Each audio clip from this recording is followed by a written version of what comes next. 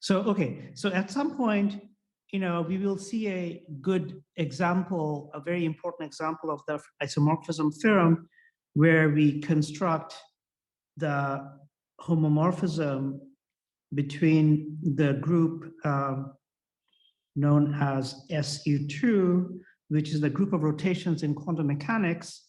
So, and the group SO3, which is the group of rotations in real space, which we will discuss today.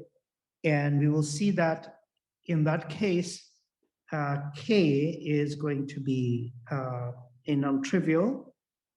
It'll be Z2, and therefore we will find that there is an isomorphism between SU2 over Z2 and SO3.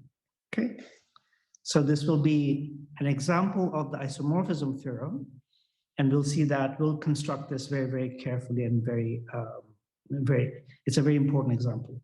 And we'll also do another one where we will construct a homomorphism between what is known as another group called SL2C and a group which is also very important in physics called the Lorentz group, or SO1, 3. Okay, so we'll come to these, to this stuff and I'll remind you of the isomorphism theorem at that point. Okay, so I want to move on to the next topic, if you guys don't have any questions or comments at this point.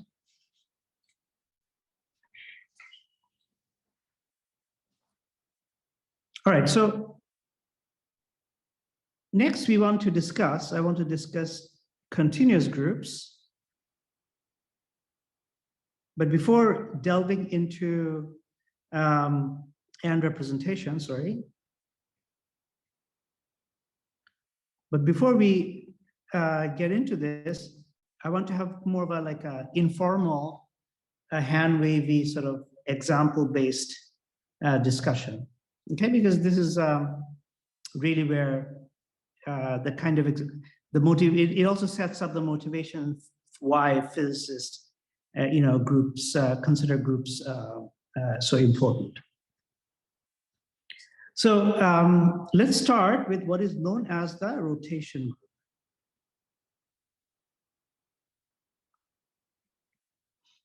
Okay, so the rotation group, and let's take the rotation group in 3D.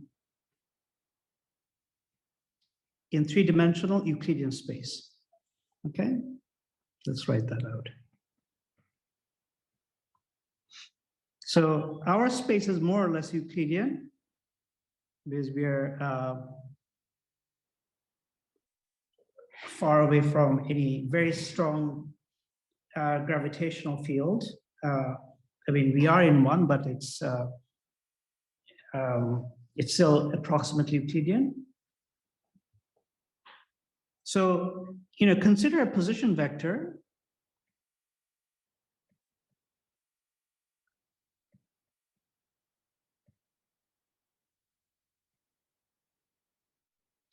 Say R. Okay, so R can be written as xi, yj, zk. So, we have some reference frame like this. That's the z-axis, that's the y-axis, that's the x-axis, x, y, and z, and the position vector is something like this. And the coordinate of this point is x, y, and z. Sorry, I'm using the same letters for the axes and the coordinate of the points. Okay, so now if I make a rotation of this vector, then see what happens. But before we do that, let's rewrite this vector as a matrix. So let's take this vector and write it as just R, a column matrix, and its coordinate of those points is x, y, and z. Okay, so these two guys have the same information. So the norms. So the norm squared, or the Euclidean norm of R is, let's call this R squared, and that's going to be in matrix notation. What will this be? Can someone tell me? R transpose R. This will be R transpose R, and that is x squared plus y squared plus z squared, right?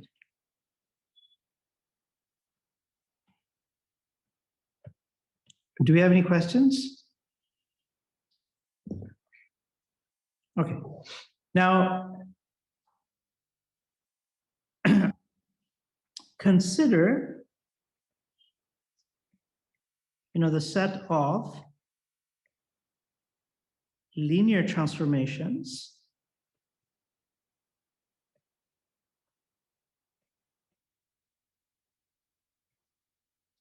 of R, such that R squared remains unchanged or invariant. Okay, so that means R will get transformed into some new column vector. Let's call it R prime. And it's a linear transformation, so that means that there will be some linear operator, say O, acting on R, right? So since we are representing small r, we're representing small r as a column matrix. How should we represent the linear operator O?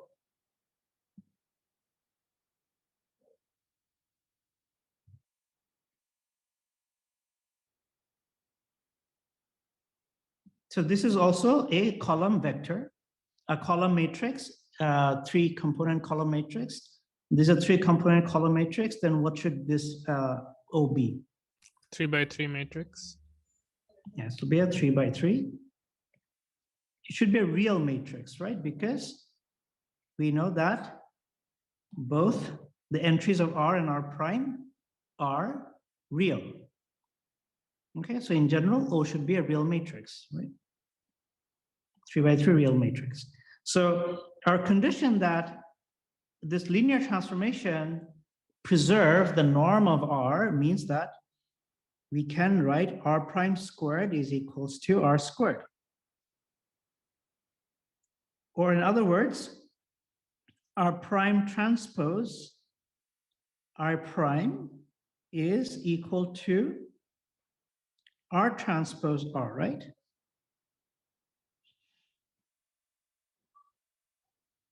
But if I use this equation now, on the left-hand side, I get O of R and O of R transpose, not prime. That's equal to R transpose R, right? Now we know that when we transpose two matrices, what happens to them? A product of two matrices, what happens?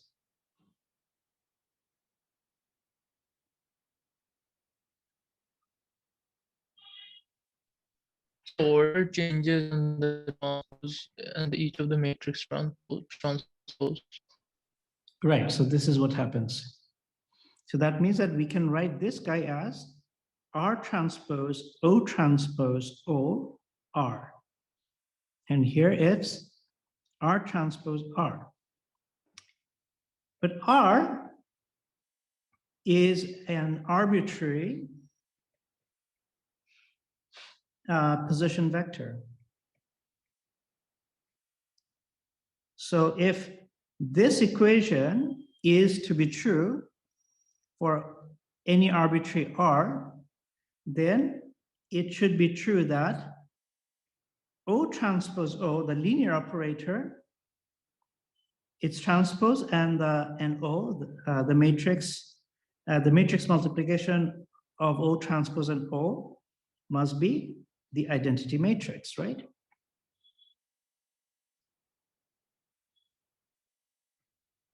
Okay?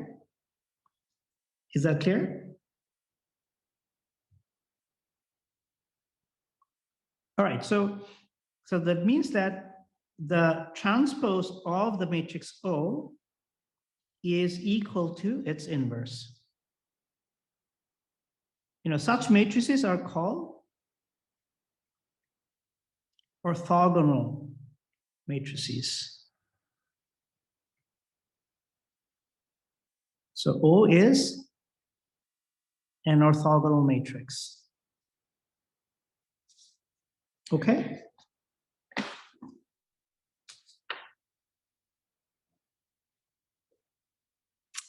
Now comes an interesting statement. So that the set of all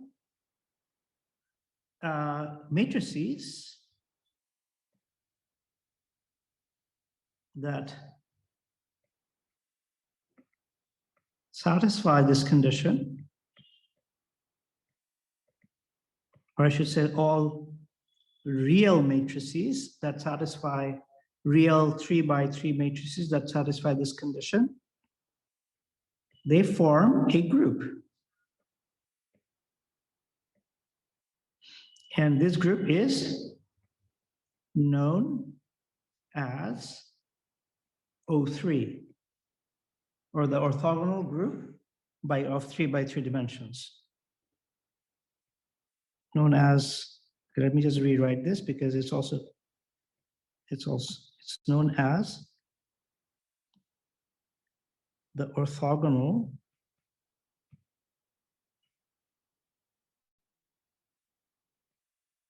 group O3. Okay, so let's just show that this is indeed a group